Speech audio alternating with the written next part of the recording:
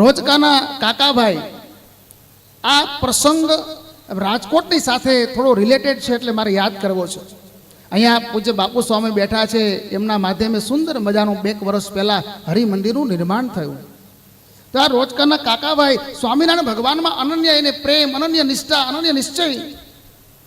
આ વાત એટલા માટે હું યાદ કરું છું કે સ્વામિનારાયણ ભગવાન આ બ્રહ્માંડમાં પધાર્યા.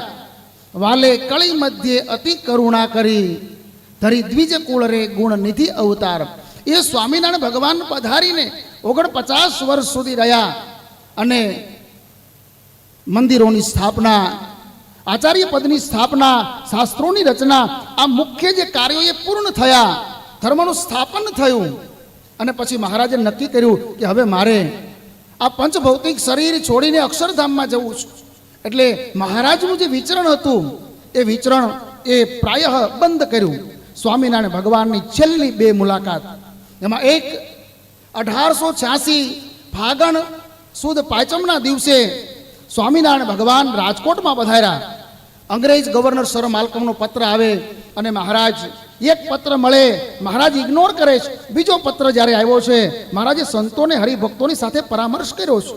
અને પછી મહારાજ ગઢપુરથી રાજકોટ આવવા માટે નીકળે છે. ત્યાં સુધીમાં તો ત્રીજો પત્ર એ જાય છે, રસ્તામાં એ પત્ર મળે છે. પણ મહારાજ એ રાજકોટ પધાર્યા અને અંગ્રેજ ગવર્નર સર માલ્કમને શિક્ષાપત્રી આપી. આજે સ્વામિનારાયણ ભગવાન જે જગ્યાએ બિરાજમાન હતા, ગોપાળાનંદ સ્વામી સાથે હતા, મુક્તાનંદ સ્વામી, નિત્યાનંદ સ્વામી સાથે હતા, રઘુવીરજી મહારાજ સાથે હતા, દાદા ખાચર સાથે હતા. અને જે બોરડી નીચે બેઠા હતા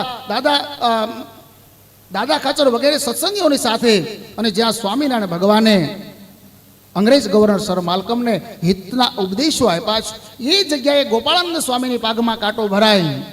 માવદાન કવિનું સુંદર પદ છે, સંપ્રદાયમાં પ્રચલિત છે કે બોરડી બોરડી બોરડી રે જુઓ કાંટા વિનાનિયા બોરડી, એ પ્રભુ મળ્યા તોય રહી કોરડી, રે જુઓ કાંટા વિનાનિયા બોરડી. સ્વામી ગોપાળાનંદજીની પાઘમાં, ગોપાળાનંદ સ્વામીની પાઘમાં કાંટો ભરાય છે. અને એ ગોપાળાનંદ સ્વામીના એક વચને કે તારી નીચે પૂર્ણ પુરુષોત્તમ સ્વામિનારાયણ ભગવાન બિરાજમાન થયા, એ ઉપદેશ અપાયા, અને છતાંય તે તારો સ્વભાવ ન છોડ્યો. અને એ જ મિનિટે બોરડીએ તમામ કાંટાઓ ખેરી નાખ્યા. આજે 200 વર્ષ પછી એ બોરડી અડીખમ છે. આજે પણ બોર આવે છે, આજે કાંટા નથી, પણ એ બોરનો ઠળિયો કોઈ વાવે તો એમાં કાંટાવાળી બોરડી થાય. ગોપાળાનંદ સ્વામીના એ શબ્દો આજે પણ એ કામ કરી રહ્યા છે. અને છેલ્લી મુલાકાત એટલે રોજકાના કાકાભાઈ સ્વામિનારાયણ ભગવાનને પત્ર લખે છે. એની સમજણી તો ઘણી બધી વાતો છે, કરવી નથી, પણ એ છેલ્લે પત્ર લખે છે મહારાજને કે મારું શરીર એ અશક્ત થયું છે, હવે આ શરીર એ ક્યારે છૂટે નહીં મને ખબર નથી. આમ તો મારે એક સેવક તરીકે, એક શિષ્ય તરીકે મારે તમારા દર્શન કરવા માટે આવવું જોઈએ, પણ હું ત્યાં આવી શકું એવા મારા શરીરની પરિસ્થિતિ નથી. માટે આ સેવક ઉપર જો તમે આ સેવકને યોગ્ય માનતા હોય તો મને દર્શન દેવા પધારો.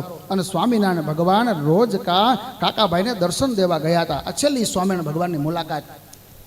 ત્યારે સ્વામિનારાયણ ભગવાનના બ્રહ્માંડમાં આવીને અનેક આવા કાર્યો કર્યા છે.